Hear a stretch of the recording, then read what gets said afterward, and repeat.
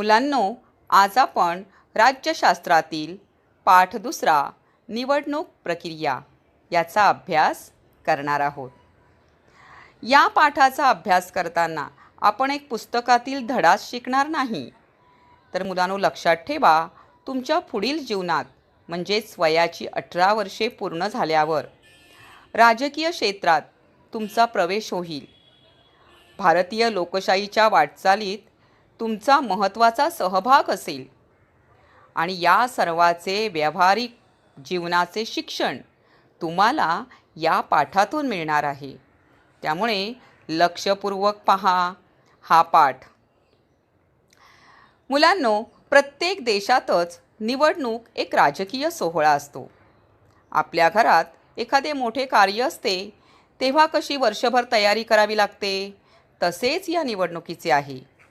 त्यासाठी निवडणूक आयोग नेमणे, त्यांची कार्ये, निवडणूक प्रक्रिया, मतपेटीपासून EVM मशीनपर्यंतचा प्रवास, म्हणजे आता मतदान हे EVM मशीनमध्ये बटन दाबून केले जाते.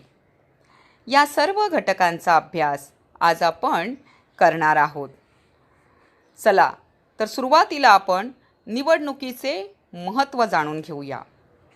निवडणुकीचे महत्त्व. मुलांनो, आपण मागील पाठात म्हणजे संविधानाची वाटचाल या पाठात मताधिकार म्हणजे काय याचा अभ्यास केला. भारताच्या लोकशाहीच्या वाटचालीत निवडणुकांचा महत्त्वाचा वाटा आहे. संविधानाच्या नियमानुसार ह्या निवडणुका होत असतात आणि जनतेकडे केली जाते. दर 5 वर्षांनी सत्ता बदल होत असतो आणि हा सत्ता बदल शांततेच्या मार्गाने होतो. प्रत्येक राजकीय पक्षाला संधी मिळत असते. म्हणजेच उदाहरणार्थ पहा, कधी भाजपचे राज्य असते, भाजप या पक्षाचे, तर कधी काँग्रेस पक्षाचे राज्य असते, म्हणजे सत्ता असते. बहुमत मिळालेल्या पक्षाला सत्ता स्थापन करण्याचा अधिकार असतो. तर कधी बहुमत कोणत्याही पक्षाला मिळाले नाही तर सर्व पक्ष मिळून आघाडी सरकारची पण स्थापना होते. यामुळे काय होतं की शासनाच्या धोरणांमध्येही बदल घडतात, कारण वेगवेगळे पक्ष दर 5 वर्षांनी सत्तेवर आले की प्रत्येक पक्षाची धोरणं वेगळी असतात आणि त्यामुळे समाज जीवनही बदलते. आपण म्हणजे जनतेकडून जे प्रतिनिधी निवडून दिले जातात ते योग्य, कार्यक्षम, सक्षम, प्रामाणिक, विश्वासू अशा प्रतिनिधींचीच निवड करून दिली जाते आणि हे प्रत्येक मतदाराचे कर्तव्यही आहे. भारतीय लोकशाही ही प्रातिनिधिक स्वरूपाची लोकशाही आहे. प्रतिनिधित्व म्हणजे काय, तर भारतीय लोकशाही ही अप्रत्यक्ष लोकशाही आहे. आता अप्रत्यक्ष लोकशाही म्हणजे लक्षात घ्या, लोकशाहीचे 2 प्रकार आहेत मुलांनो, एक प्रत्यक्ष लोकशाही आणि एक अप्रत्यक्ष लोकशाही. जेव्हा लोकशाहीला सुरुवात झाली इसवी पूर्व ग्रीक राज्यांमध्ये, तिथे अथेन्स नावाच्या राज्यात पहिल्यांदा प्रत्यक्ष लोकशाहीने राज्यकारभार केला गेला. आता ह्या अथेन्समध्ये लोकसंख्या कमी होती आणि राज्याचा आकारमान पण कमी होतं. त्यामुळे जनता निर्णय प्रक्रियेमध्ये सहभागी होत होती, सर्व जनता होत होती आणि मग जनतेच्या मताने निर्णय घेतले जात होते. पण भारतासारख्या विस्ताराने मोठ्या व जास्त लोकसंख्या असलेल्या देशामध्ये निर्णय प्रक्रियेमध्ये प्रत्येक नागरिकाला सामावून घेणे शक्य नाही. त्यामुळे प्रत्येक नागरिक आपापल्या मतदारसंघामध्ये एक योग्य उमेदवाराची निवड प्रतिनिधी म्हणून करीत असतो. ही निवड निवडणुकीच्या माध्यमातूनच होत असते. पहा, आपण आपल्या विभागातून नगरसेवक निवडून देतो, आमदार निवडून देतो आणि खासदारही निवडून देतो. या निवडणुका शांततेच्या मार्गाने व पारदर्शकतेने पार पाडल्या जाव्यात, त्यासाठी भारतामध्ये भारतीय निवडणूक आयोगाची स्थापना करण्यात आलेली आहे. निवडणूक आयोग. भारतामध्ये दर 5 वर्षांनी स्थानिक शासन संस्था, राज्य शासन, केंद्र शासन म्हणजेच ग्रामपंचायत, नगरपालिका, महानगरपालिका, विधानसभा, लोकसभा या निवडणुका होत असतात. ह्या निवडणुका होण्यासाठी भारताच्या संविधानाने निवडणूक आयोग स्थापन केला आहे. म्हणजेच भारतीय निवडणूक आयोग ही एक संविधानिक संस्था आहे. संविधानिक संस्था म्हणजे ज्या संस्थांची निर्मिती ही घटनेतील विशिष्ट कलमाच्या आधारे केली जाते. भारतीय निवडणूक आयोगाची स्थापना ही घटनेतील कलम 324 नुसार 1950 साली करण्यात आलेली आहे. संपूर्ण देशासाठी जो मुख्य निवडणूक आयोग असतो तो दिल्ली या ठिकाणी आहे आणि प्रत्येक राज्यातील निवडणुका घेण्यासाठी राज्य निवडणूक आयोग असतो. आता आपण भारतीय निवडणूक आयोगाची रचना पाहूया. यामध्ये 2 गोष्टी आहेत. एक मुख्य निवडणूक आयुक्त असतो व इतर 2 निवडणूक आयुक्त असतात. सध्याचे निवडणूक आयुक्त सुनील अरोरा हे आहेत. या निवडणूक आयुक्तांना सहजासहजी त्यांच्या पदावरून काढता येत नाही. या सर्वांची नेमणूक भारताचे राष्ट्रपती करतात. या सर्वांच्या नेमणुकीचा कालावधी हा 6 वर्ष पर्यंत किंवा वयाची 65 वर्षे पूर्ण होईपर्यंत असतो. आपल्या स्वतंत्र भारताचे पहिले निवडणूक आयुक्त हे सुकुमार सेन होते. 1921 साली सेन हे ब्रिटिशकालीन भारतीय प्रशासकीय सेवेत दाखल झाले. पुढे 1950 मध्ये निवडणूक आयोगाची स्थापना झाल्यानंतर त्यांना निवडणूक आयुक्ताचा पदभार दिला. अतिशय प्रतिकूल व कठीण परिस्थितीत देखील सेन यांनी अगदी कौशल्याने आयोगाचे कामकाज सांभाळले. आता मुलांनो, प्रतिकूल आणि कठीण परिस्थिती का म्हटलं आहे? कारण आपण स्वातंत्र्यप्राप्तीनंतर लोकशाही शासन व्यवस्था स्वीकारली आणि त्या लोकशाही शासन व्यवस्थेतील संविधानाची जेव्हा अंमलबजावणी झाली 1950, त्यानंतर 1951 साली पहिली निवडणूक घेण्यात आली आणि म्हणून प्रतिकूल आणि कठीण परिस्थिती असं म्हटलेलं आहे. निवडणूक आयोग ही एक स्वायत्त संस्था आहे. स्वायत्त म्हणजे स्वतःचे निर्णय घेण्याचे पूर्ण स्वातंत्र्य हे निवडणूक आयोगाला आहे. इतर कोणतीही यंत्रणा या प्रक्रियेत हस्तक्षेप करीत नाही. म्हणजेच कोणताही सत्तेवर असलेला राजकीय पक्षसुद्धा निवडणूक आयोगामध्ये कामकाजात हस्तक्षेप करत नाही. निवडणूक आयोगाला आपले काम करण्याची पूर्ण अनुमती आणि स्वायत्तता घटनेतील कलम 324 नुसार प्रदान करण्यात आलेली आहे. देशभरातील सर्वच निवडणुका या भारतीय निवडणूक आयोग तसेच राज्य पातळीवरील राज्य निवडणूक आयोग यांच्या मार्गदर्शन व नियंत्रणाखाली पार पडत असतात. म्हणजे उदाहरणार्थ पहा, महाराष्ट्राचा निवडणूक आयोग हा वेगळा आहे.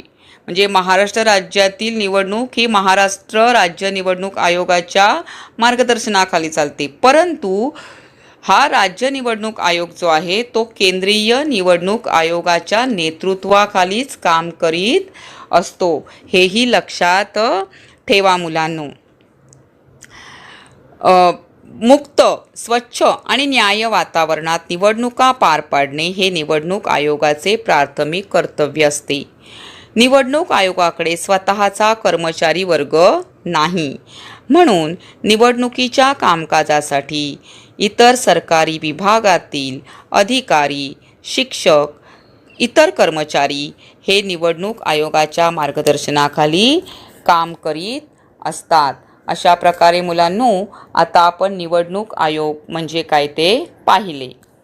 आता आपण निवडणूक आयोगाची कार्ये अभ्यासणार आहोत. पहिलं कार्य आहे मतदार याद्या तयार करणे. मतदार याद्या तयार करणे हे निवडणूक आयोगाचे पहिले कर्तव्य असते. वयाची 18 वर्षे पूर्ण प्रत्येक भारतीय नागरिकाला प्रौढ मताधिकार प्राप्त झालेला आहे. तो त्यांचा राजकीय अधिकार आहे. 18 वर्ष पूर्ण झालेल्या प्रत्येक नागरिकाला मतदानाचा हक्क आहे. पण मतदानाचा हक्क बजावण्यासाठी मतदार यादीत नाव असावे लागते. या याद्या तयार करणे, अद्ययावत करणे म्हणजेच मृत्यू पावलेले जे मतदार आहेत त्यांचे नाव यादीतून रद्द करावे लागते आणि स्थलांतरित जे होतात त्यांची नावे नव्याने दाखल करून घ्यावी लागतात.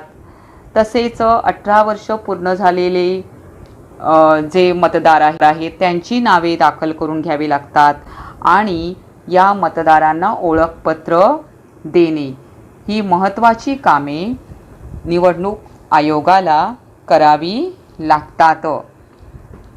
नागरिकांमध्ये लोकशाहीविषयी जाणीव निर्माण करणे हे महत्त्वाचे कार्य निवडणूक आयोग करीत असते. आणखी एक लक्षात ठेवण्याचा भाग आहे तो म्हणजे मतदार नोंदणीसाठी विशेष मतदार जागृती मोहीम आखण्यात येते. त्यासाठी राष्ट्रीय मतदार दिवस साजरा केला जातो. म्हणजेच लोकांनी मतदान केलं पाहिजे. मतदार यादीत 18 वर्ष पूर्ण झालेल्या प्रत्येकाने नाव नोंदणीसाठी अर्ज दाखल केला पाहिजे. या सगळ्या गोष्टी म्हणजेच लोकशाहीची जागृती निर्माण करणे, जाणीव निर्माण करणे हे काम मतदान आयोग करतं. आणि हा मतदाराचा जो राष्ट्रीय मतदार दिवस आहे तो मुलांनो लक्षात ठेवा 25 जानेवारी असा हा दिवस आहे. आता दुसरं कार्य पहा, निवडणुकांचे वेळापत्रक व संपूर्ण कार्यक्रम ठरवणे. दर 5 वर्षांनी निवडणुका होतात. त्यांचे पूर्ण संचालन करणे ही आयोगाची मुख्य जबाबदारी आहे. देशात, राज्यात केव्हा व किती टप्प्यात निवडणुका घ्यायच्या हे पक्ष ठरवत नाही तर निवडणूक आयोग ठरवत असते.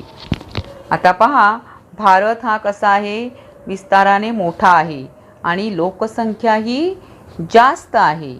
तसेच विविध भाषा बोलणाऱ्यांचा हा काय आहे, देश आहे. आणि म्हणून या संपूर्ण देशात एकाच वेळी न्याय पारदर्शक वातावरणामध्ये निवडणुका पार पाडणे हे एक कठीण काम असते. आणि म्हणूनच त्यासाठी टप्पे जाहीर केले जातात, वेळापत्रक जाहीर केले जाते. हे सुद्धा महत्त्वाचे काम हे निवडणूक आयोग करीत असते. आता आपण तिसऱ्या कार्याकडे वळणार आहोत, ते म्हणजे उमेदवारांच्या अर्जाची छाननी. आता पहा, निवडणुकांच्या तारखा जाहीर झाल्यानंतर विविध राजकीय पक्ष आपले उमेदवार निवडणुकीसाठी उभे करतात. तसेच कोणत्याही पक्षाचा पाठिंबा न घेता स्वतंत्रपणेही काही उमेदवार निवडणूक लढवतात.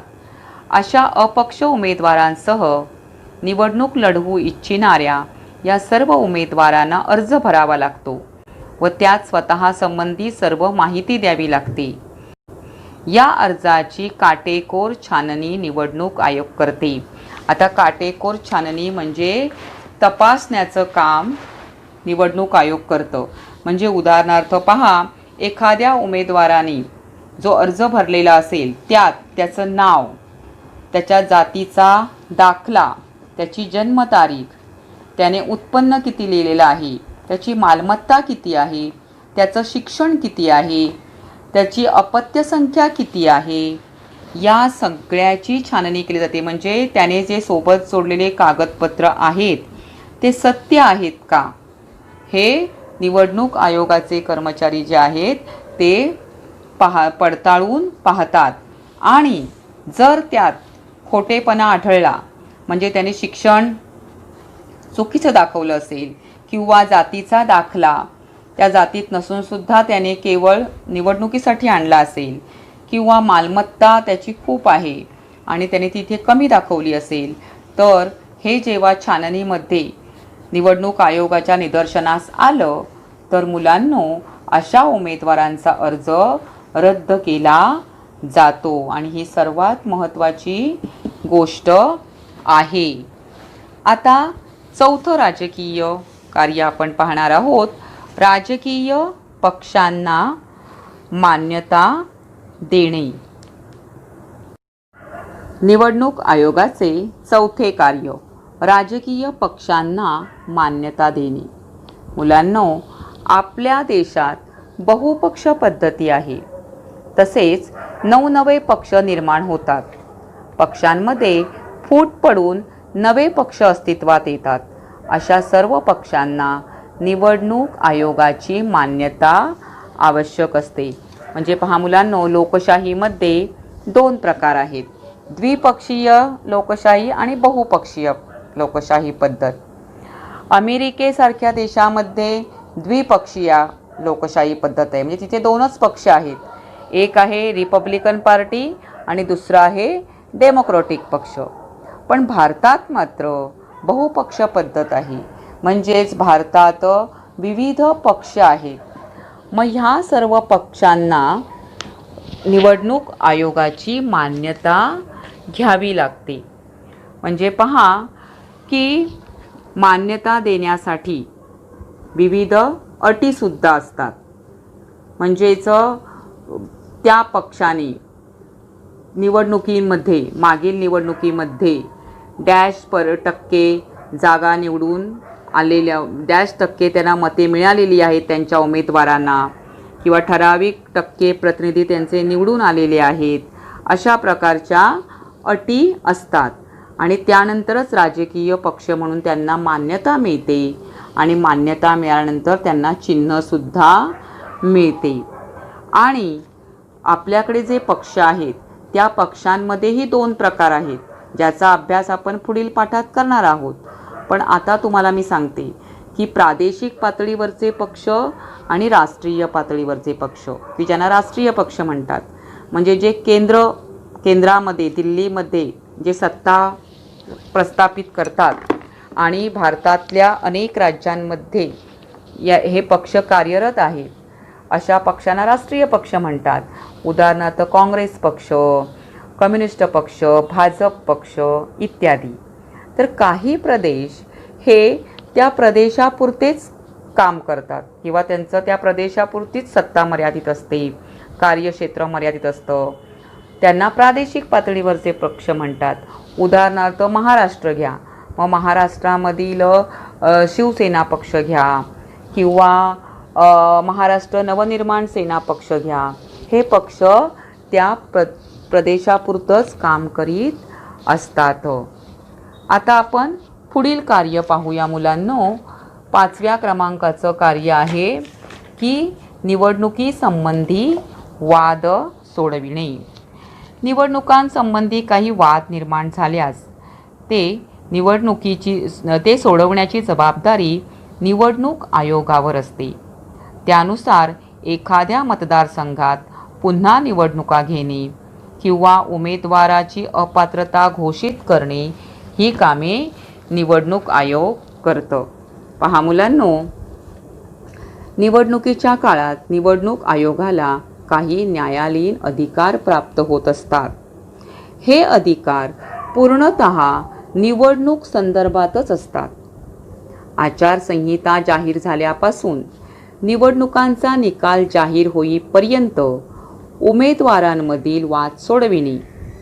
एखाद्या उमेदवाराने आचारसंहितेचा भंग केला तर त्याने जर आचारसंहितेचा भंग केला तर त्याला किंवा निवडणूक झाल्यावरही वाद निर्माण होतात, या वेळेला त्या पक्षाच्या त्या प्रतिनिधीवर योग्य ती कारवाई करण्याचं काम निवडणूक आयोग करतो. कधी कधी काय होतं मुलांनो, पहा की पराजित झालेला निवडणुकीचा निकाल जाहीर झाला तर पराजित झालेला जो उमेदवार असतो तो जिंकलेल्या उमेदवाराच्या विरुद्ध भ्रष्टाचाराचे पुरावे देतो, म्हणजे आचारसंहितेचा भंग केला याने, किंवा जातीचा दाखला खोटा दाखवलेला आहे किंवा उत्पन्न खोटं दाखवलेलं आहे असं पुराव्यानिशी सादर केलं जातं, त्यावेळेला निवडणूक आयोग तो जो वाद असेल तो सोडविते. तर आणि त्यामुळे त्या मतदारसंघात पुन्हा निवडणूकही, जर ते आरोप सिद्ध झाले तर ती निवडणूक रद्द होऊन त्या भागात पुन्हा निवडणूक घेतली जाते. ही अशी महत्त्वपूर्ण कार्य निवडणूक आयोग करतं. मुलांनो, आता आपण निवडणूक आयोगाची कार्य यांचा अभ्यास केला. आता आपल्या पुस्तकात पान क्रमांक 76 आणि 77 यावर काही संकल्पना आहेत, त्याचं स्पष्टीकरण मी तुम्हाला करते आणि ह्या गोष्टी तुम्हाला पुढेही लक्षात ठेवायच्या आहेत. असे का करावे लागते? पहिली संकल्पना आहे, उमेदवारांना फक्त वयाची अट असताना त्यांनी इतर माहिती निवडणूक आयोगाला देणे का महत्त्वाचे आहे? लक्षात ठेवा की फक्त वयच ही अट असली तरीसुद्धा जी निवडून येणारी व्यक्ती जी आहे ती जनतेचे प्रश्न सोडविणार आहे. मग अशी व्यक्ती ही भ्रष्टाचारी असतानाही तिची पात्रता चांगली असली पाहिजे, तिच्यावर कोणताही आरोप असताना चारित्र्य चांगले असले पाहिजे, कर्तव्य तत्पर असली पाहिजे. आणि ह्या सगळ्या ज्या गोष्टी आहेत ह्या त्या उमेदवाराने ज्या दिलेली जी पत्रकं आहेत अर्जासोबत, त्यातूनच पडताळणी करून छाननी करून त्या उमेदवाराची उमेदवारी ही ठरविली जाते. दुसरी संकल्पना आहे मुलांनो, उमेदवारांना त्यांच्याकडील मालमत्तेची माहिती निवडणूक आयोगाला का द्यावी लागते? आता निवडणुकीला जो उमेदवार उभा राहतो त्याने आपली मालमत्ता सांगणे ही एक अट आहे. काही वेळेला मालमत्ता जास्त असते पण ती कमी दाखवली जाते आणि मग त्या पैशांचा उपयोग हा निवडणुकीच्या काळात भ्रष्टाचारासाठी केला जातो, जे लोकांना लाचलुचपत देऊन मतदान करण्यासाठी काही वेळेला केला जातो. हे होऊ नये यासाठी म्हणूनच उमेदवाराला मालमत्तेची माहिती द्यावी लागते. तसेच पहा, अनुसूचित जाती व अनुसूचित जमातींसाठी काही मतदारसंघ राखून ठेवले आहेत. मुलांनो, आपल्या संविधानानुसारच प्रत्येक जाती जमातींना प्रतिनिधित्व मिळाले पाहिजे आणि म्हणूनच त्यानुसारच निवडणूक आयोगाने सुद्धा मतदारसंघाची जेव्हा आखणी केली जाते तेव्हा या अनुसूचित जाती जमातीसाठी राखून ठेवले जातात काही मतदारसंघ. पुढची संकल्पना आहे, सर्वच राजकीय पक्षांना निवडणूक चिन्हे असतात. आपण निवडणूक चिन्ह राजकीय पक्षांना मान्यता देताना निवडणूक चिन्ह निवडणूक आयोगातर्फे दिली जातात. ठराविक अटींची या पक्षाने पूर्तता केली असेल तर त्याला मान्यता म्हणून निवडणूक चिन्ह दिलं जातं.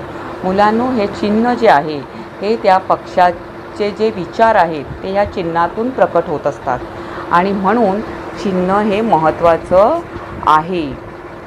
पुढची संकल्पना, मतदानाच्या वेळी आणि मतमोजणी करताना राजकीय पक्षांचे अधिकृत प्रतिनिधी हजर असतात. आता पहा मुलांनो, की जेव्हा रिझल्ट लागतो की नाही इलेक्शनचा, त्यावेळेला काही पक्षांचे प्रतिनिधी हे मतमोजणीच्या वेळेला हजर असतात. म्हणजे मतमोजणी हे सरकारी कर्मचारी करीत असतात, परंतु त्यांच्याबरोबर पक्षांचे प्रतिनिधीही असतात. म्हणजे इथे पारदर्शक मतमोजणी होण्यासाठी ही गोष्ट उपयोगी पडते. पुढची संकल्पना आहे, दूरदर्शन, आकाशवाणी या प्रसारमाध्यमांवर आपली बाजू मांडण्याची सर्व मान्यताप्राप्त पक्षांना समान संधी असते. आता पहा मुलांनो, दूरदर्शन आणि आकाशवाणी ही प्रसारमाध्यमे थेट जनतेपर्यंत पोहोचत असतात आणि अनेक वेळेला उमेदवारांना जनतेपर्यंत प्रत्यक्ष पोचता येत नाही. अशा वेळेला ही प्रसारमाध्यमं या प्रसारमाध्यमांच्याद्वारे ते जनतेच्या घराघरात पोहोचू शकतात, म्हणून सर्व पक्षांना मान्यता दिलेली आहे. आता या सगळ्या गोष्टी पाहत असताना मुलांनो, पहिले आपले जे मतदार आहेत ते कोण आहेत यांचं चित्र तुमच्या पाठ्यपुस्तकात पान क्रमांक 77 मध्ये दिलेलं आहे. हिमाचल प्रदेश या राज्यातील श्याम शरण नेगी हे भारताचे पहिले मतदार ठरले. पहिली आपली निवडणूक 25 ऑक्टोबर 1951 रोजी घेण्यात आलेली होती. लोकसभा निवडणुकीत त्यांनी आपला मतदानाचा हक्क बजावला. लक्षात घ्या, 18 वर्ष पूर्ण झाल्यानंतर तुम्हीही मतदानाचा हक्क आपला बजावणार आहात. मुलांनो, आपण निवडणूक प्रक्रियेचा अभ्यास करीत असताना निवडणूक आयोगाची कार्ये आणि काही संकल्पना यांचा अभ्यास केला. आता आपण मतदारसंघाची पुनर्रचना याचा अभ्यास करीत आहोत. लोकसभेतील एकूण सदस्य संख्या 543 आहे. हे सभासद कसे निवडून येतात? प्रत्येक सभासद एका मतदारसंघाचे प्रतिनिधित्व करतो. म्हणजेच लोकसभेचे 543 मतदारसंघ आहेत. हे मतदारसंघ निर्माण करण्याचे काम निवडणूक आयोगाच्या परिसीमन समितीचे असते. कोणत्याही दबावाखाली न येता ही यंत्रणा तटस्थपणे मतदारसंघाची पुनर्रचना करते.